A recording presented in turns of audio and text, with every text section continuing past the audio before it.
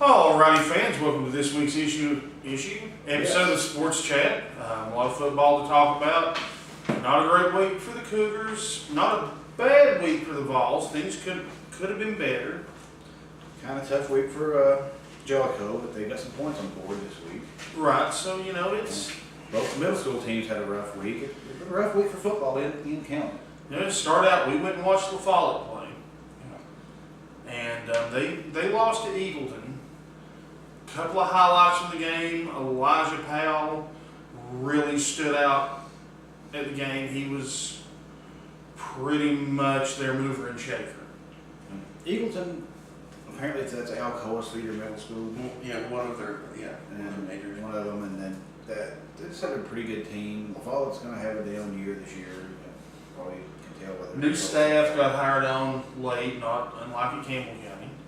Got just a bunch of new stuff, new quarterback in place. They're trying to find an offensive system that works for them currently. I watched them shift from spread to a pro style. They used like three, maybe four. Something that looked more like offense. It's kind of an I formation at one point. If you can settle on one and find out what you're going to do and do it well, it's hard to play competitively until you can settle on something you can do well. Jacksboro fell to Soldiers Memorial this week. Eagles had just a hard time running the ball. After a big week against Norris the week before, they mired down. Norris is a very good team. I really think that this week, hopefully, the coaches will take the reins and get Jacksboro back on track. They've got Eagleton coming up in their next home game. Which, not this week, but next, which is also their home game. Jellicoe went down to King's Academy. Thought maybe they would have a shot at maybe getting a win there. King's Academy is one of two wins Jellicoe got last year. Wasn't to be this time, but like I said, Jellicoe got their first points of the season. They got a safety and a touchdown with a 2-point conversion, from what I understand. I think the final was 35 to 10, something right. 33 to 10. So, maybe, hopefully Jellicoe can take something positive from this and maybe put some more points on the board. They've got Sunbright coming up. Sunbright was ranked in the top 20 in the state at one point. Right. Yeah. Preseason, they were actually in the top 10. They have a powerful offense. And they gave Wartburg and Coalfield both fits last year. That'll be a tough game. Looking in Jellicoe, it looks like Oneida may be the premier team in there. Oh, yeah. They just wore Cumberland Gap out. Yeah, Oneida had their way with Cumberland Gap. Oneida's last 2 weeks, they've won their game 72-0. Oneida's got a lot of football tradition, and it looks like this year's team has really stepped up to that tradition. They were a little down last year. Man, they're looking good this year. The middle school teams won a couple of the championships. And in fact, Jacksboro's got Oneida coming up too. Cougars, of course, we went to the game. Carnes, it's not the same Carnes team that you're used to seeing out there. No, Carnes traditionally has not been a football school. If you look at their stadium, for example, it is tiny compared to every other stadium in the district. For that size of a school, and it's not very big. There weren't even that many people there. There were a lot of empty seats. Yeah, there were the visitor side was full. Right. Obviously not as big as the home side, but the home side, there were just rows of empty seats by the press box that we thought were the band seats when we got there. They're 3-1 now. Lost 7-0 at South Doyle in week 1, but since then, who they beat Halls maybe? They beat Halls. They beat Corbin, who's generally a powerhouse. Corbin is typically a hard team. Well, it's Corbin they beat, not Halls. They beat Corbin, Clinton, and Campbell County. Right. The last 2 weeks they've won by a combined score of 63-0. Right. They've only given up 27 points this year. Yeah, that total in 4 games. That defense of theirs It's fast. I mean, Tuffy, so far this year, even against Anderson County, has had time to throw. He's been able to run when he needed to. He's been able to basically take the snap and then read and decide whether he needs to keep it and run or throw it and who to throw it to.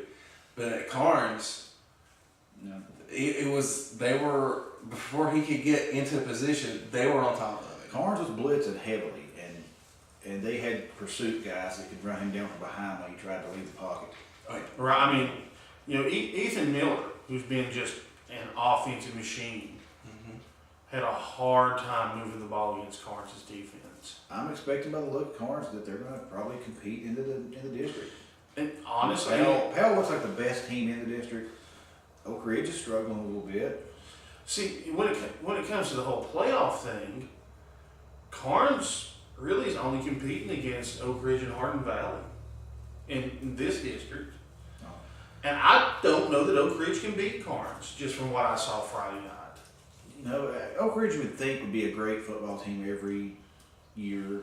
Apparently their coaching has a lot of issues. I mean, they have excellent, extremely good. Well, I'll give you the example from track season.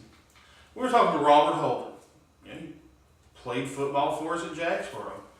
He's the sports editor to the Oak Ridge. We were to track, and he's like, "You all don't understand. This is not Oak Ridge's A track team. They send them all over the country to compete." And a lot of those track guys play on the football team. And they had guys that were 6'2", and 220 pounds running the 100-yard dash. Yeah, I mean, the 100 meters, that's, D1 level athletes. these were, most of the sprinters are 5'7", 5'8", and 90 pounds, or 120 pounds, with skinny guys, small guys. I mean, some of them were kind of tall for Campbell County, but they're still slim. These guys were big, muscular guys, and just, you'd think they'd be crushing linebackers and running backs. Yeah, and there's something going on in Oak Ridge. I remember during the Joe Gaddis years when Campbell County, and not just Campbell County, a lot of teams had to put their state trooper defense in and just try to hold Oak Ridge under 75. Well, I mean, they just went for years being a power. They were always ranked in the top 5 in the state. And it's just They would lay crushing losses on everybody they faced. Just about. It usually took them facing either Dobbins, Bennett, or Riverdale in the playoff if their run ended. Dobbins Bennett was their foil. Dobbins Bennett, for whatever reason, I worked with a guy who was a big Oak Ridge fan and alumni, and he just hated Dobbins Bennett. Dobbins Bennett beat them in the playoffs Every year, just very consistently. The years that Oak Ridge didn't win the state title, it was because Dobbins. About 75% of the time they lost to Dobbins Bennett. And most of the rest of those they lost to Murfreesboro, Riverdale. Oakland's also in that division, but the two Murfreesboro. I don't understand what's happened to Oak Ridge exactly, because we know the athletes are still there. We know the. Oh yeah, I mean go to a basketball game. But I think they're 1-3 now, maybe. Powell pretty much had their way with them. I mean, it was a decently close game, I guess, score-wise. But just the highlights I saw, Deshaun Mobley just owned their defense. Knox Central is their only win. Knox Central's got the Tennessee signee. Right. Very good player. Now, he did not play Friday night. And Anderson County, who returned their starting quarterback. I will say this much: out of everyone I saw Campbell County face this year, Carnes looked the best on both offense and defense. They did. I mean, they look just an all-around solid program. There's some precision there too. Their quarterback is just a great and really fast. And he had a run that was called back for a block in the back. That was just amazing. Everybody on Campbell County's team had a shot at tackling him at one time. He made a miss. He was just that good and that fast. And I'll say this too. I've had some bad experiences at Carnes. But this time, I want to give kudos to those guys. They were very gracious hosts. Yeah, great press box food, wonderful spread. We ate most of it. It was good food. You put it in front of us, we're going to eat it. Beautiful wireless scoreboard that we talked to some administrators about. Yeah, brand new scoreboard. Okay, now this is something we need to look at as a community. Knox County Schools getting paid for this scoreboard. The taxpayers, the Carnes boosters, and some local businesses got together and raised money. Yeah. and got this new wireless scoreboard. Now, Jacksboro in particular desperately needs a new scoreboard. And the one at La Follette, it's missing half the lights, it looked like. It's only better than Jacksboro's scoreboard right now because it runs. You know, Campbell County's scoreboard's fairly new. But I mean, I would still love to have one of those wirelesses. So, you know, any of you business owners out there, maybe it's time, maybe after the season, sit down with the Price twins, get something going. You get your big ad up on the scoreboard where everybody looks to, and it's there forever, as long as we have the scoreboard. Right. I mean, it's a long-term investment for you. You can probably write it off on your taxes as an ad expense. Oh, I'm certain that you can. You don't have money to any school, you can write that off. It's a good investment. And the problem we have about the Jacksboro scoreboard running, apparently there's a wire shorted out somewhere between the press box, possibly, and the scoreboard itself, or somewhere between the power source and it's a lot of underground wire. Right, and it always has. I mean, you know, I know that wire's old because I remember when they put that scoreboard up. And you know, I'm honestly not even sure where all that goes. You may have to tear out part of the track or anything. Oh, you would have to dig under the track. I mean, it's a mess to be in, and the whole Pepsi sponsorship deal is just really. Whoever negotiated that one, I'm sorry, you're a moron. You dropped the ball. Yeah, like that.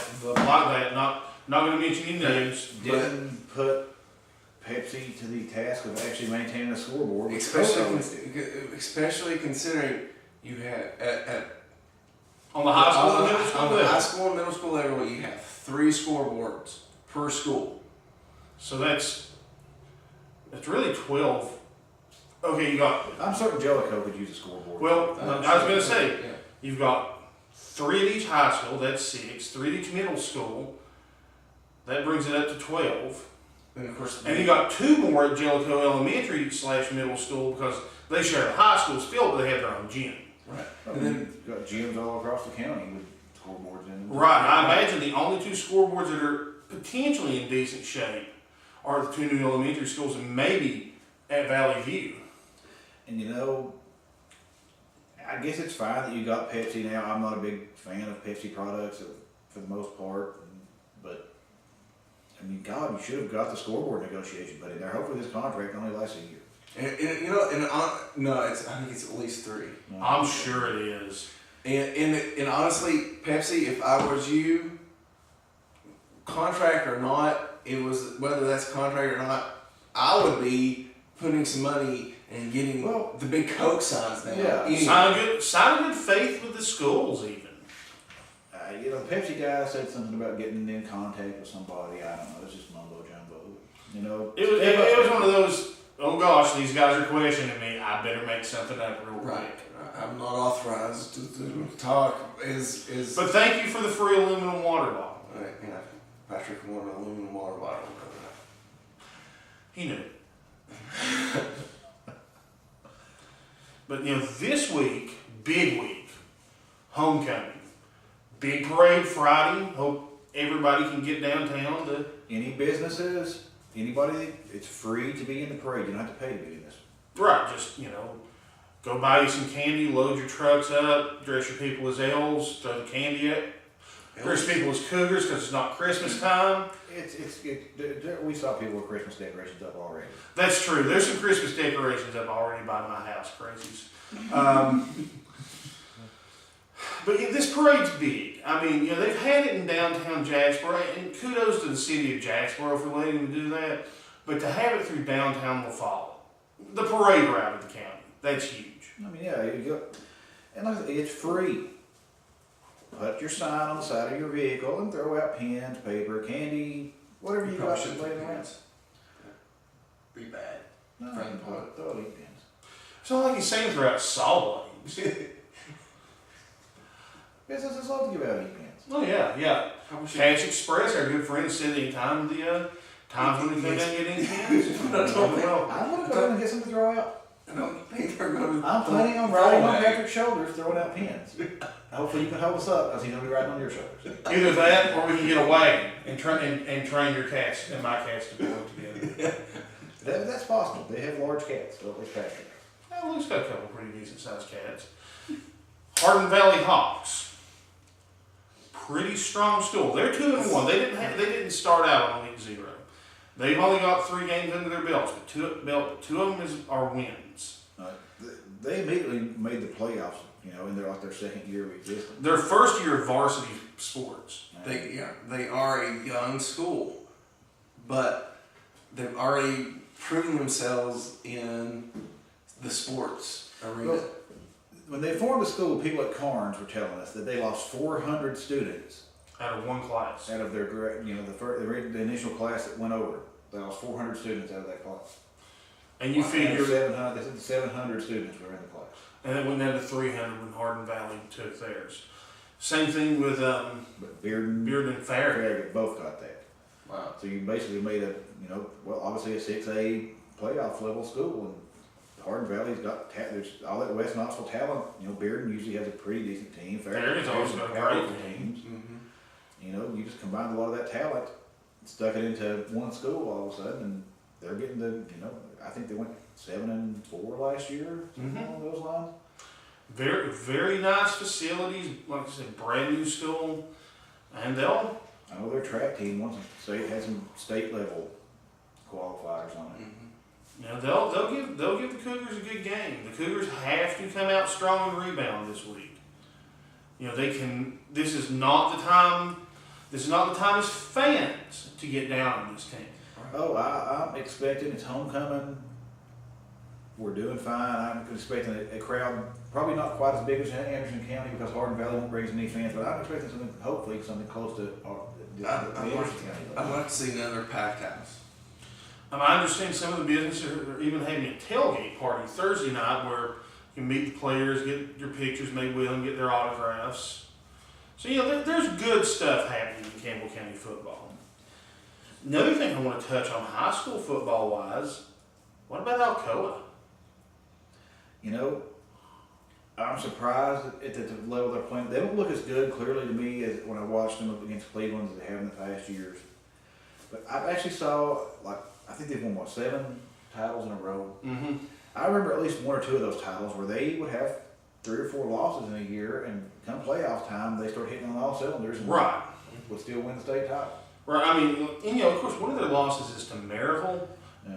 Not a slouchy team. Austin East on the rise. Austin East, they're another one that's like Oak Ridge. They used to always have a powerhouse football team. They were the power of Knoxville football. Yeah, they were dominating.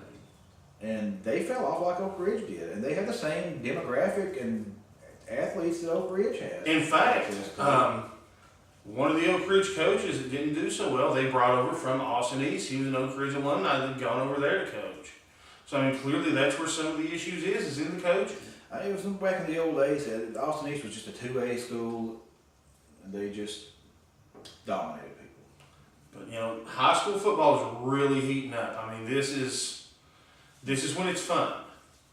We're over the early season part of it, where people are just starting out. We're starting to get into the mid-season. We're strictly district games from here on in.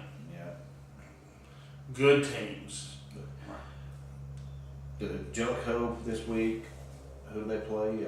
Jellicoe has Sunbright. Sunbright, that's right. And that's going to be a tough game for Jellicoe again. Hopefully they can build on their offensive, score and maybe put some points on the board. But, Sunbright's a powerhouse team. Yeah, Sunbright, they put the points on the board last year. I know Jacksboro's on the road this week again. Will follow it at home or on the road? I think Buffalo may also be having homecoming this week. They're playing the SMMS team that canceled on them early. I was thinking they were playing Horace Maynard this week. Maybe they are playing Horace Seems like Maynard. one of the coaches said they were playing Horace Maynard. I'm not 100% certain on that. Either way, if it's at home, try to get out to that Buffalo game. Go to your Jellicoe game. If you have to travel, I'm not sure if it's at Sunbright or not. I think it's at home. Regardless, try to get some fans out for it. And Patrick mentioned the prep rally Thursday night. After you go watch the Owls, go and shake the hands of the Cougar players. Free food.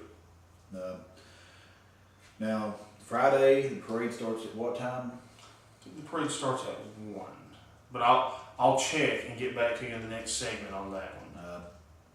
we'll have an email for you if you're a business that you can email Brandon Johnson. He's the student council president that's been putting the parade together. We'll give you his email address. If you're a local business and want to, get in the parade, and hopefully you will. Free advertising. Hopefully everybody comes out to the parade on Friday though.